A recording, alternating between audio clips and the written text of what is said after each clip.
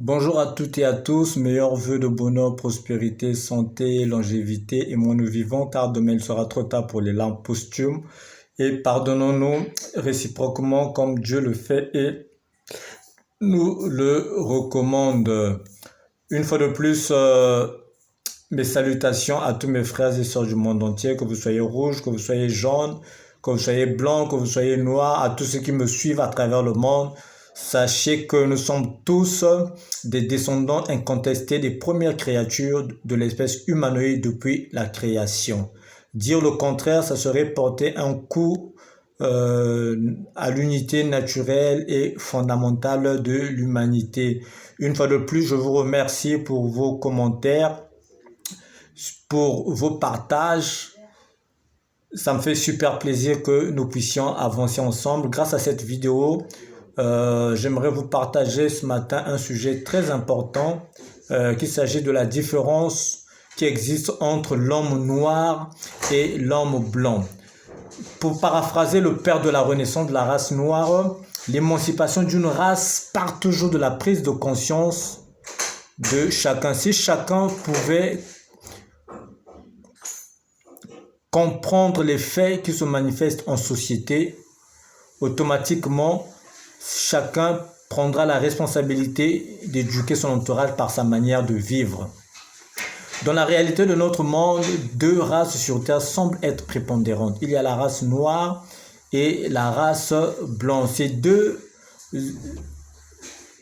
races ne sont autres que la descendance incontestée des premières créatures de l'espèce humanoïde depuis la création. Mais deux êtres humains plus que différents par leur façon de se comporter en société, plus que différentes entre elles, l'une suffisamment évoluée pour l'être, celle de l'homme blanc, et l'autre encore barbare et plus que sauvage, celle de l'homme noir, le dernier des Mohicans de l'espèce humaine terrestre.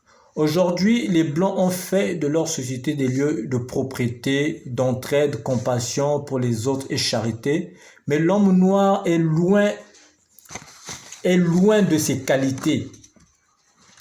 L'homme noir est loin de ses qualités car seule la haine, le tribalisme primitif, sauvage, villageois, rétrograde, l'envie de voir l'autre souffrir, l'égoïsme et le désir justifient son existence terrestre. L'homme vivant toujours dans la logique de l'évolution scientifique, technologique et sociale de la société est celui qui s'approche beaucoup plus du Créateur, d'où son assistance permanente par les Elohim, donc les cieux, car vouloir toujours œuvrer pour l'évolution de la science est une marque divine qui attire les grâces des cieux.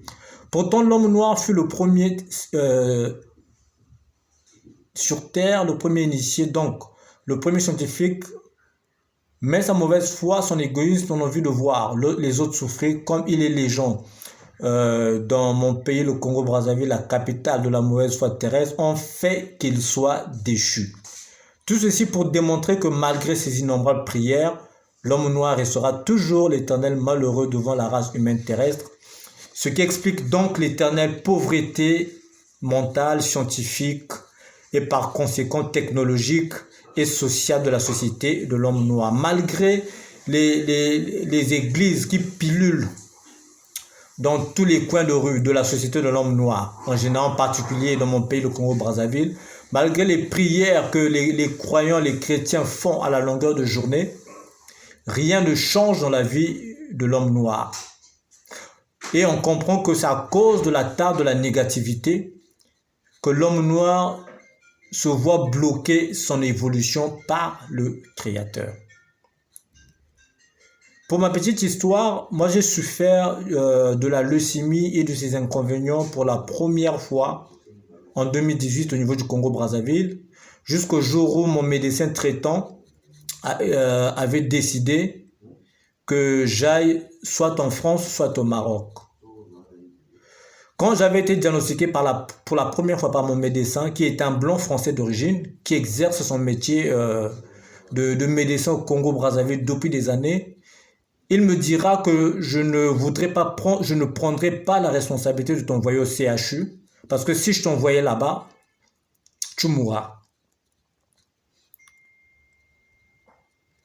Alors, et du coup, il m'était difficile d'aller plus loin dans le traitement au niveau du Congo-Brazzaville, au centre hospitalier universitaire du Congo-Brazzaville, surtout grâce à un myélogramme. Le myélogramme, c'est le premier examen après la formule numération sanguine qu'on recommande à un cancéreux suite à une ponction sternale, un prélèvement du sang qu'on fait au niveau du thorax pour savoir, c'est ce sang qu'on amène au laboratoire et qu'on amène au laboratoire pour faire des recherches. Et ces recherches-là, c'est ce qu'on appelle le myélogramme. Donc, il faut un laboratoire vraiment approprié, un matériel adéquat pour pouvoir faire des recherches. Mais le Congo-Brazzaville n'avait pas ce matériel. Pourquoi? Parce que, à cause tout simplement de la mauvaise foi de nos autorités.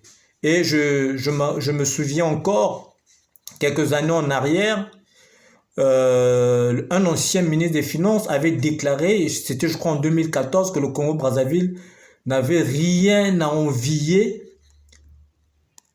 aux meilleurs hôpitaux du monde.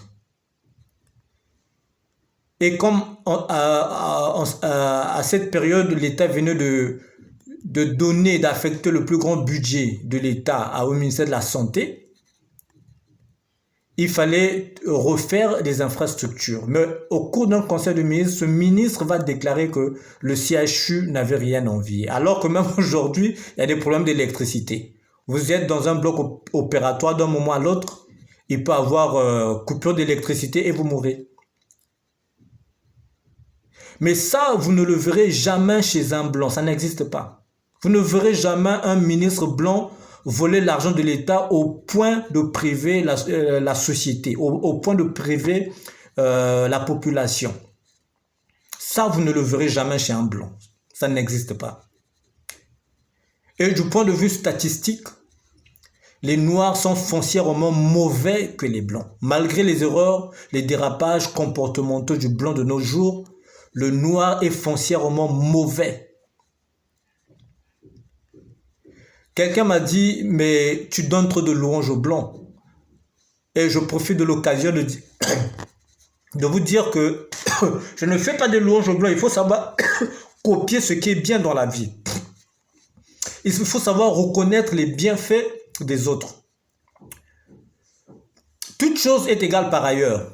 Dans toutes les civilisations du monde, le bien et le mal existent. Mais les autres ont fait un effort de combattre le mal, d'avoir en eux une prédominance de bien que de mal. Le blanc est passé par une chasse aux sorcières au XVIe siècle, qui a été instaurée par l'Église. Et quand l'Église a passé le pouvoir à l'État, après avoir instauré le droit de l'homme, c'était devenu l'Inquisition. L'Inquisition du XVIe siècle.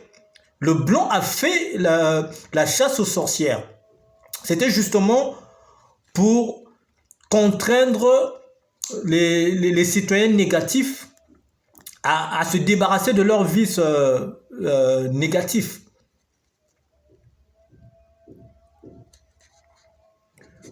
Donc, c'est de là qu'est parti le développement de l'homme blanc, parce qu'il avait compris une chose: tant qu'il ne se débarrassait pas du mal qui minait sa société, le Créateur ne pouvait pas leur accorder sa pensée créatrice dans tous les domaines de la vie. Dieu étant miséricordieux, en ce milieu spécifique, il nous a encore fait cette grâce-là de dominer le monde sur le plan technologique et scientifique en tant que noir. D'après les études historiques, la race noire était la première qui avait dominé scientifiquement le monde. Si le but du Créateur est de faire de la terre un paradis terrestre à l'image des cieux, l'homme terrien devrait donc tout faire pour améliorer de plus en plus sa pensée, surtout la pensée scientifique, dans un état d'être social plus que positif. Or, l'amélioration de la pensée humaine est fonction de son instruction chronique et permanente, car on s'instruit une fois, mais on se cultive toute la vie, ce qu'a toujours appliqué l'homme blanc, et d'où donc sa réussite chronique et permanente, ce qui est malheureusement quasi inexistant dans la pensée collective de l'homme noir.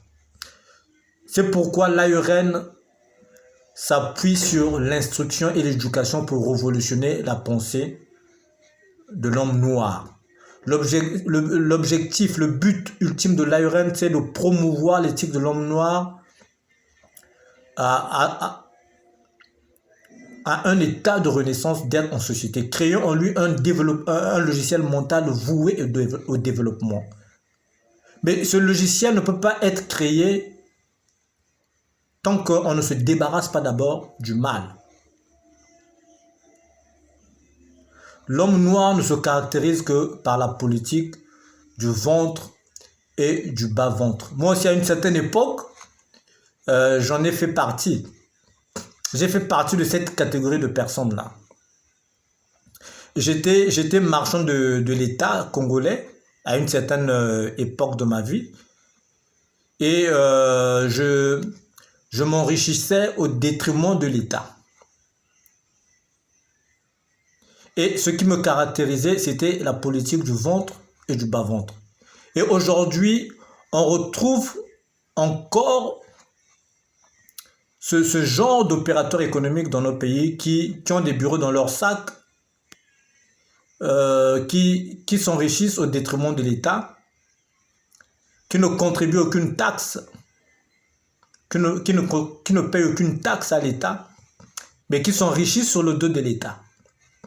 Déjà, le fait de ne pas payer les taxes de l'État, mais ça tue déjà un État.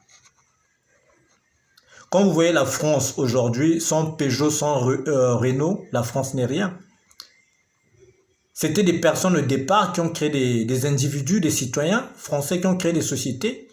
Grâce à un bon système de management des organisations, ils ont transmis ces sociétés-là de génération en génération, et ça contribue à l'État français au point de constituer ce qu'on appelle le trésor français.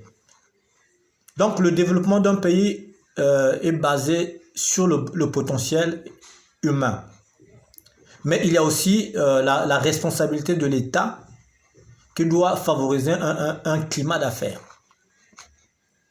Donc la seule et la meilleure façon alors de prier pour l'homme noir en ce millénaire spécifique de l'histoire de l'humanité est caractérisée par la renaissance de la race et de s'instruire et encore s'instruire, ce qui plairait à Dieu son créateur, parce que l'instruction par le cerveau de l'homme apporte l'éveil de l'esprit, et l'éveil de l'esprit à son tour apporte l'éveil de la conscience, et l'éveil de la conscience crée la prise de conscience qui inexorablement développe le sens de responsabilité. Le manque de sens de responsabilité, comme l'avait souligné un chef d'État, est l'une des causantes qui explique et justifie donc le manque d'évolution de la pensée collective de l'homme noir en général.